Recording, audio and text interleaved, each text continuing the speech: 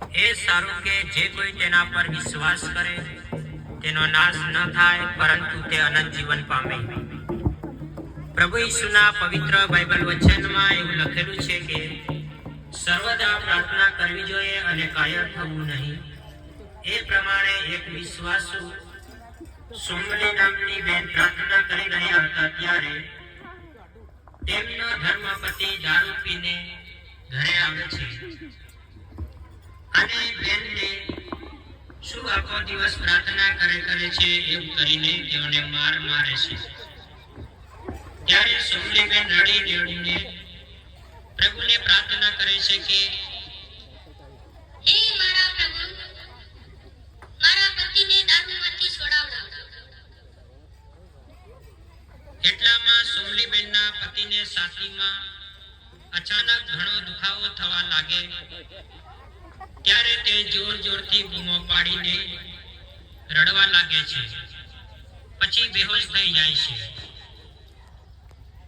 ત્યાર પછી સોમલીબેન પ્રાર્થના કર્યા પછી આંખો ખોલીને દેખે છે ત્યારે તેમનો પતિ બેહોશ હાલતમાં પડેલા દેખીને સોમલીબેન તેના માટે રડીને પ્રાર્થના કરે છે કે ઓ પ્રભુ ઈસુ, તમે પાપીનું તારણ કરવા માટે અને ખોવાયેલાને જોવા માટે આ જગતમાં આવ્યા છે. હે પ્રભુ ઈસુ, હું તારા નામમાં પ્રાર્થના કરું છું કે મારા ધર્મપતિ જે કરેલા પાપ, પ્રભુ ઈસુ, તમે પાપીનું તારણ કરવા અને ખોવાયેલાને જોવા માટે આ જગતમાં આવ્યા.